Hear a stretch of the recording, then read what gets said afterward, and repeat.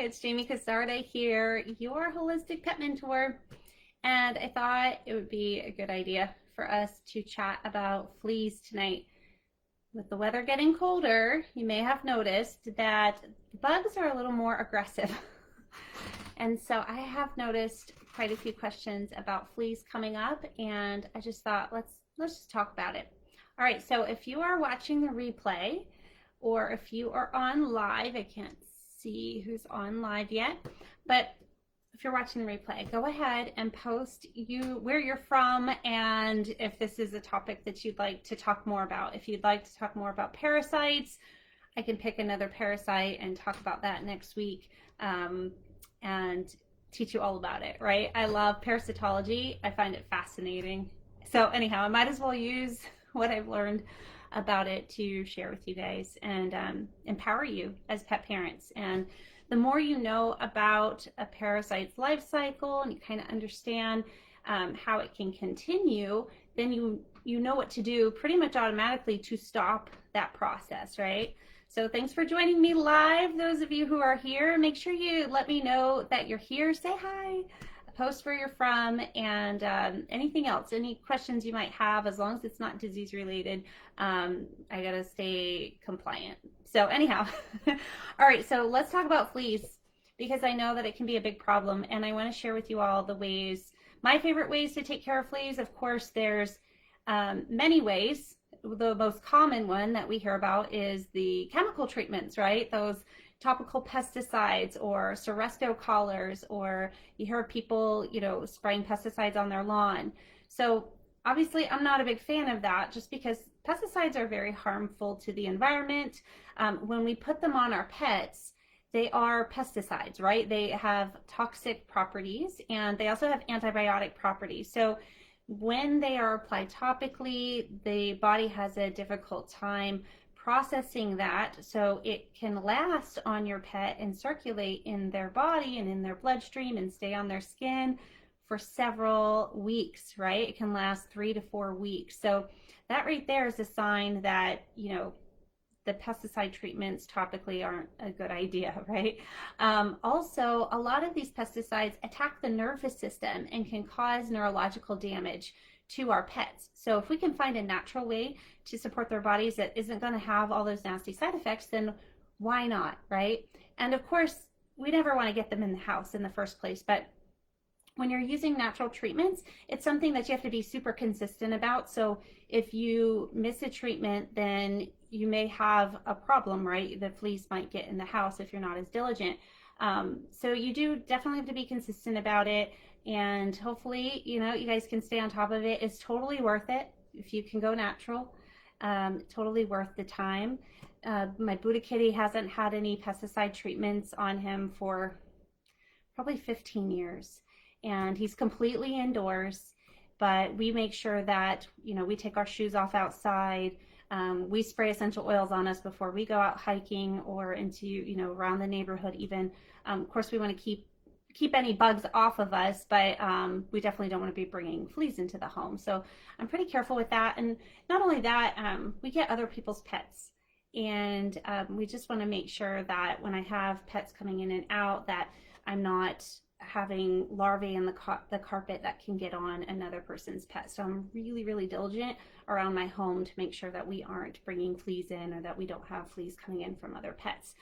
Which also brings up the point, I get to foster a dog. I'm so excited. I'm getting a senior Yorkie, most likely tomorrow, and I can't wait to tell you more about it, but I'm really excited, and he is adorable. Special little doggy, and I will make sure I introduce him to you. So let's talk about fleas, because I know that's what you're here for. So, all right, first of all, let's talk about the flea life cycle. So when you understand this, and look at this beautiful picture. Okay, so this was one thing that I got from college that I got to keep, right? And the pictures in this are incredible, so I wanted to share with you so you have a better understanding. So you have your adult flea here. right? And so they're looking for a blood meal. The adult flea needs to feed on blood. And there's different fleas for different species. So there's a cat flea, they are smaller. There's a dog flea, they are slightly larger. There's even fleas that infest humans. So I've had the question where people said, hey, my dog has fleas, can they infest me? No, you are not the right host for the dog flea. Neither are you the right host for the cat flea. So that's good news, right? However, those of us who are sensitive to flea bites, it's awful when our pets have fleas. I am extremely sensitive to flea bites. So if there's a flea in the house, I'll be the first to know about it because they tend to bite me several times. And one flea can bite several times. They can bite 3 or 4 times in the same area, and it can be super, super itchy if you are sensitive to that, type of parasite. So flea bites definitely trigger me. I get super itchy. And so no wonder our pets get super itchy if they have fleas on them. It's not the crawling around of the fleas that's really bothering them. It's those bites. Those bites are super itchy. So the immune system responds. Now, some pets, you'll notice they'll have fleas and they're not as itchy. And that's because it's similar to people. Some pets aren't as sensitive to those bites. Okay. So that's something to keep in mind. They can't live on you. You don't have to worry about the dog flea living on you or the cat flea living on you. But they're still a pest in the home, right? They're still annoying and you don't want them jumping around the home. All right, so anyhow, they will still try to bite you, but you're not the perfect host for them. So if you have dogs, then you would be picking at the dog fleas will be attracted to your dogs. So next they'll get on your dog, they'll hop on your dog. They can hop super far, several feet, okay? These guys are incredible jumpers for being teeny, teeny, tiny. So they hop on their host, on the dog, and then they live on the dog. And then they'll live on the dog for as long as they can, right? And meanwhile, they're going to feast on the dog and they're going to be reproducing. And so what they do is they lay these eggs on your dog, and the eggs fall down into the carpet at home or outside in the environment, okay? And then these eggs within 3 to 5 days will hatch into this little larvae, okay? So you have a larvae here, and that larvae feeds on the debris in the carpet. Sorry, my kids just walked in. All right, so the larvae feed on the debris, and that debris is actually the waste from the adult flea. So the adult flea is feeding on blood. The adult flea is defecating all over the dog, and that's usually the first thing you will see are these little flecks. You see little black things, little specks of black. When you take some of those and you put a little bit of water, it will turn red. That's because it's digested blood, okay? So those black flecks will fall off into the carpet as well, and so the larvae will be feeding on that, and they'll feed on other debris in the environment as well. So that's what the black flecks are usually the first thing people notice. You might see it in the bedding. You might notice it on your dog's skin, but you'll definitely know that it's blood if you put it under water and it turns red. I know, it's kind of gross. And then when you bathe an animal that has a lot of that debris, the water turns red. It's really gross. So those of you who have pets, you probably know what I'm talking about there, but that's what the larvae are feeding on. So think about that. The first thing I think of is you need to vacuum, right? So vacuuming is a very important step in this process, because when you vacuum, you're going to get some of these eggs, you're going to get the larvae, and most importantly, you're going to get those black flecks. You're going to get those little pieces of flea feces. So gross. And you're going to be vacuuming that up, because then they don't have anything in the carpet to feed on. All right, so you really want to take care of the carpets. And in fact, it's because I've had pets all my life, cleaning floors has become a little bit of an obsession for me. I cannot stand dirty floors. I can't stand it when people walk around in shoes, because I know what it can track in. I know it can bring in fleas. I know it brings in debris. And then if you start to get fleas in the house, you're giving them stuff to feed on. So vacuuming every day is a really, really good habit. Okay. And then those flea larvae will develop into a pupae inside a debris-coated silk-like fiber cocoon. So it kind of shows you how that's developing from a larvae into an adult flea. So then it hatches, and then you've got the adult flea that's coming out of the carpet and looking for a warm body. So that's the cycle, right?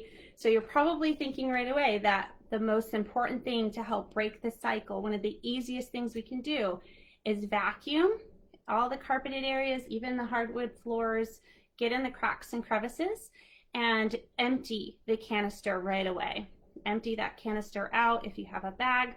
I know those bags are a pain because you can't just throw a new, put a new bag in every day. So if you have a canister type, or you can just dump it out, or I have a rainbow vacuum, really helpful because it's just caught in water, and then I just dump that water out, right? You can flush it down, you can dump it outside, but then you have to make sure that you're treating the outside, okay? So anyhow, that's the cycle. It's also important to note that simple things like putting bedding in the dryer on high heat for 15 minutes will also damage the larvae, damage the eggs, and kill the fleas. So that's another way to help keep it under control with bedding where your dog is laying a lot, okay? So that's if you are starting to have a problem, you want to stay on it. These are things that you can do every day. You can put your, once a week, I stay with the bedding, once a week in a hot dryer, and then vacuum every day. Those are some simple steps just to try to prevent any type of flea infestation from getting into the home. All right, so what are some natural products we can use? There's lots of natural ways. I'm going to share with you all of them. I don't use all of them personally, but you use what you feel most comfortable with, or things that you want to try. So we know that apple cider vinegar is something that can be helpful to some dogs. I've also seen apple cider vinegar be problematic for some dogs because their skin is sensitive, or it just smells really bad. So it can be a challenge to work with, but you can always add it to their repellent spray because it does help with the pH of their skin. Okay, so that's one way. Another way is we can treat the yard, right? So we can treat the yard. There's a couple products you can buy commercially, such as Wondercide. That's a once a week application. You hook it up to the hose and you spray it all over your yard. That's one way. Another way is to use beneficial nematodes. Beneficial nematodes are these little tiny microscopic worm-like creatures that they come dehydrated basically, and you hook them up to your hose, and when they get water in them, it's like they come back to life. It kind of reminds me of sea monkeys, right? So they don't harm people at all. You can still walk in your yard barefoot. It's not going to harm you. These are beneficial. They don't hurt you in any way. They don't harm your yard, but they feed on fleas, okay? They feed on fleas, they feed on the flea larvae, the eggs. So pretty cool type of yard environmental management is by putting in those beneficial bugs, right? So we like that in gardening when you have the predators come after these harmful insects that are destroying all your plants. You want those beneficial bugs in there. So I'm always happy when I see the praying mantis or ladybugs because they're really helpful friends in the garden. So same with these beneficial nematodes. That's the way to do it. Something that I like to do, I like diatomaceous earth, okay? The reason I like diatomaceous earth is it's super cheap, okay? It's super inexpensive and it's versatile. I've been using it. I've been recommending it. I've had a lot of people say it's working well for them. I always get the food grade diatomaceous earth. It even comes with an applicator. So you put it in here, and then when you pump it, it dusts powder away from you. That's the word of caution with diatomaceous earth, is you don't want to breathe it in, okay? It's a desiccant. It's a natural desiccant, and it comes from diatoms. It's the exoskeleton of these little tiny fish-like creatures. So very much like a fine powdery sand. It's the best way I can describe it. It actually looks like flour, okay? But it acts like a desiccant, so it pokes little holes in the outside of the flea, okay? So it'll get other insects as well. I've been able to use it for ants. It keeps ants out of the house. I actually was pumping this in the cracks and crevices where the ants were trying to come in, and it stopped them in their tracks. They don't come in anymore. They haven't tried. This stuff was very, very helpful because it could just stay there and I could just get it in the cracks and crevices. Very helpful. You can use this in the yard. Again, it's super inexpensive, so you can use it in, if you have a big yard, it's a little more challenging. You have to get the areas where your dog hangs out the most or likes to lay down, you know, under a tree. I like to put this under the juniper bushes in our backyard because we have a problem with bagworms. So I started using this to help discourage bagworms from getting up from the soil and getting on our trees. So it's nice to have something that's non-toxic, okay? Super safe. The kids can touch it. They can walk in it. It doesn't harm pets. So really versatile product. You can find it anywhere, basically anywhere. You can get it on Amazon. You can get it from a pet supply center, a Tractor Supply, you know, pet center, anything like that. So really easy to get. Diatomaceous earth. The cool thing about diatomaceous earth, not only is it good that you can put it on the outside in the environment, you can put it in the cracks and crevices in your home, you can also dust your pet with this topically. Okay, and then you would leave it on, you know, for the day if you want, or even if you don't mind leaving it on overnight, that's fine. It's just like a fine powdery thing. It's gonna kind of seem like a dry shampoo. Again, it's a desiccant, so it's gonna dry them up a little bit, and it'll probably help with the itchiness too. Okay, and then you just rinse them off with some cool water the next day or lukewarm water to get that dust off. And it will help take care of the fleas that are on them. Okay, so that's one way to help manage it on your pet by using the diatomaceous earth. Another benefit is diatomaceous earth can also help with the body's process of ridding parasites. So you can, this is food grade, so you can sprinkle it in your pet's food. You can even take this in, it's a binder type, so it can help with detoxifying the digestive tract. It's very safe for us to take and ingest it. It's hard to overdose. You don't really need to dose a lot. It can change the taste of their food. So cats only get like maybe half a teaspoon with their meals, and you know, a larger dog maybe a teaspoon with their meals. Very small amount, and it's very effective. And if you can't put it in their meal, if you're still feeding a dry kibble, what you can do is you can syringe it up with some water, and you can drip it in their mouth. So I've had to give it to a cat that way who was having major digestive issues, and I suspected it was parasites because she just had a litter of kittens. And so I showed her owner how to dose the diatomaceous earth with a syringe, and within a day or two, within a day she had already improved, and by the third day she was back to her normal self. They continued to give her the diatomaceous earth. I said, just give it for a couple months, because people will ask me how long.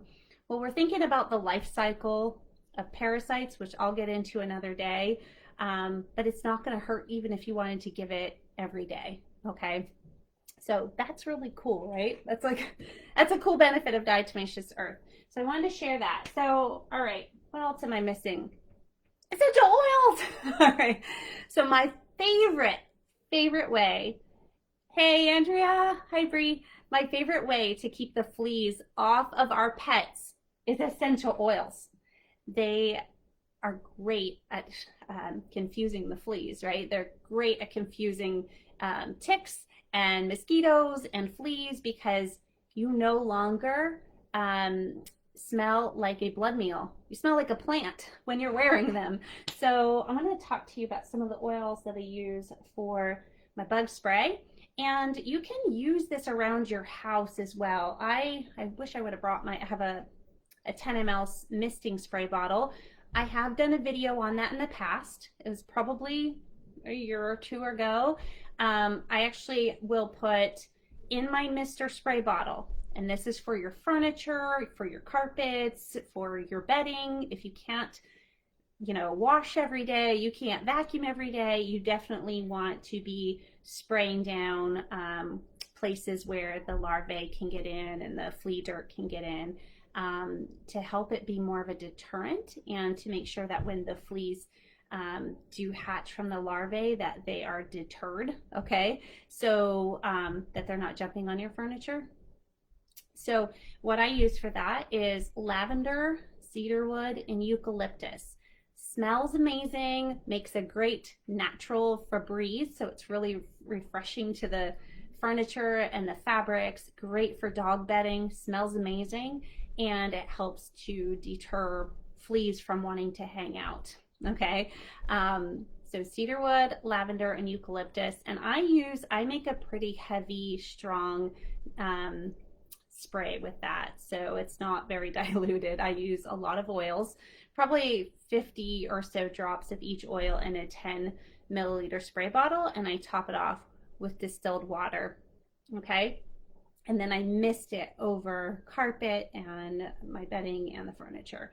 So that's what I do for the environment with the essential oils. I like to do it in combination with vacuuming. I like using the diatomaceous. I use a little combination. So I'll take the diatomaceous earth and I'll put it in the cracks that are hard to get. I'll put that out in the yard, and then I'll vacuum, and then I'll spray with that eucalyptus, lavender, and cedarwood mix. Okay, now for pets, this is what I had been using on my dog. And when she was a senior dog, I had my 21-year-old Tiffany. I don't know if you can see her. I had her for a long time. I adopted her from the animal shelter when she was about 4. And then I had her as part of my family for 16 years. She could have been older. She could have been 5 or 6. I don't know. I just know that I had her for 16 years, and she was a wonderful, wonderful dog. So I had gotten into essential oils quite later in her life. I forget, I think she was only like 16 or 17 when I started the oils, but I was able to help manage her joints. I took her off, no more topical pesticides for her once I realized what I was doing and that I had a natural alternative. So I would just spray her down with this. We would go hiking, we would go in grassy areas, and she never got a tick or a flea on her. It worked really well, and it helped us too. And I had a gauge for it because my husband brings home ticks. Okay, he loves to go running on trails, and he would come home and almost always have a tick on him. So we started spraying him with our awesome Bug Be Gone spray, and he no longer brings home ticks. So isn't that awesome? So same with fleas. We never had a flea problem with her once we started doing this. But interestingly enough, when we were using the pesticide topical spot on products, many of them act like a bait. So they're baiting, it's basically baiting these bugs to bite your pets. Some of them have some repellent properties like Advantix, but then you see the ticks kind of just walking on top of your dog's fur. So they're still kind of getting on your dog. But when you use the essential oil spray, it's like the ticks don't hang on. They don't stay on. They just stay in the grass where they belong. Okay. So that's what I had noticed with her, is that we weren't even bringing any of them into the home because she smelled like a plant. Okay. So it was really confusing to these ectoparasites. So what's in this spray? What's in the spray? I have shared this so many times. For those of you who've been on my page, you know I've talked about fleas before, but it's been years. So I wanted to just bring it up again and just make it some fresh content for those who haven't been on this page for 4.5 years, right? So the oils that I like to use, this is my favorite combination. This is a 4 ounce, not milliliter. Milliliter is a very small amount. 4 ounce spray bottle. Okay. Now, if you do an 8-ounce spray bottle, you just double the recipe. Okay. So I use Terra Shield, which is a blend of outdoor oils. They call it the outdoor blend. And it has some fractionated coconut oil in here, ylang ylang, tamanu, nuka, cedarwood, it's written really small, catnip, lemon eucalyptus, and litsea.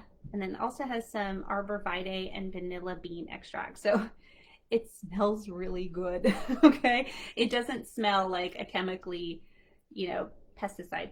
It smells to me like cupcakes, and it's probably because of the vanilla bean in it. That smells really nice. And you could potentially just use this by itself.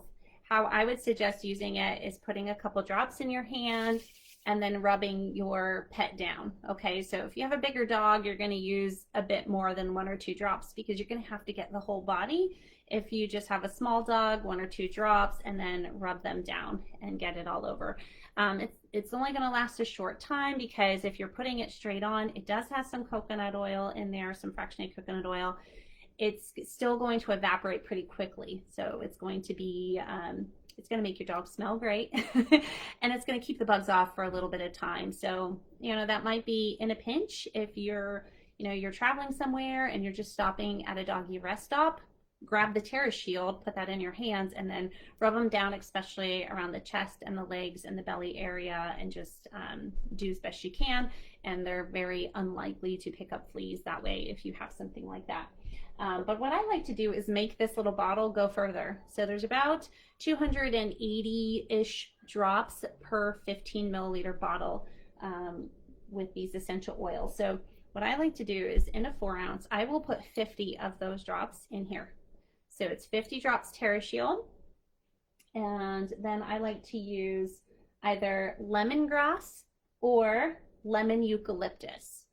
Now, lemon eucalyptus is fantastic at, keeping those mosquitoes away.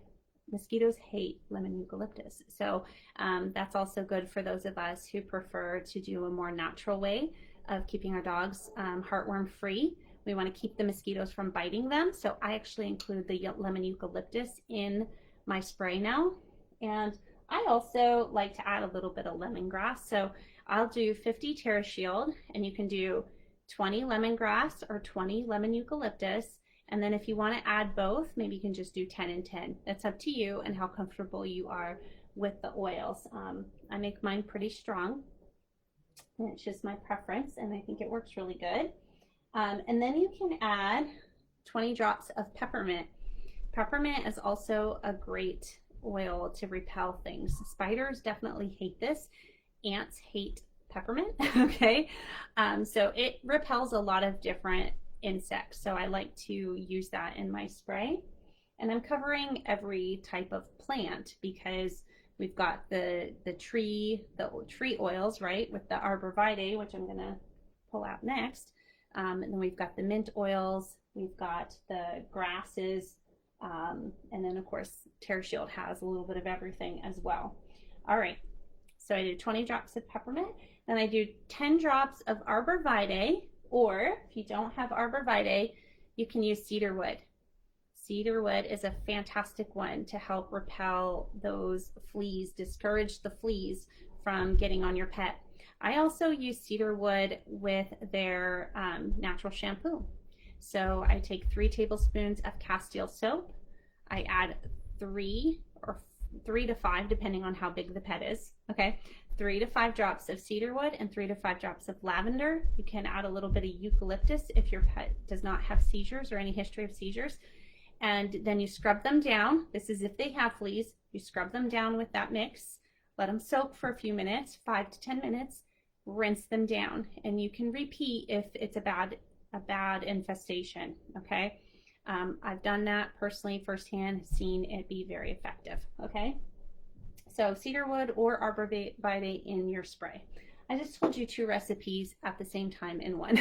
I had to share the flea shampoo because I use the cedarwood for that, and right away it triggered my memory from bathing this little kitten that was so infested with fleas, and it had all the flea dirt and all the things, and I thought, I brought this kitten into the house. Okay, but I bathed him immediately and got rid of those fleas, and we did not have any fleas in the house, but I did vacuum a lot and I sprayed a lot, so I kept him out that way. So anyhow, I'm going to stop there. I hope you guys enjoyed this information. This is a very common question. I want to make sure that you guys have all the tools so that you are empowered as pet parents. Just know you have choices. You don't have to use the topical spot-ons. If you're uncomfortable with those like I am, I try the natural things, right? This has worked well for our home and for our family and for our pets. and I hope that they work just as well for you. And of course, if you ever have any questions, feel free to reach out to me. You can message me here through Holistic Pet Mentor. And Michelle, I see you. Yes, Andrea, I see you. Thank you, ladies. And I just want to point out too, some of the pets that I work with, they get sprays on them every day. And sometimes that alone is enough to keep the bugs off. But if you put the spray on in the morning and then you take your dog for a walk in the evening and they haven't had their second dose of spray, then it's probably going to need another application. You'll probably need to use a spray like this before you take them on a walk, because it'll have already evaporated and then it doesn't have as much effectiveness. So you need to use this more often. You would have to spray it on before you go for your nightly walk. So that's what I do. Good luck, everybody. Have a great night. Happy Sunday.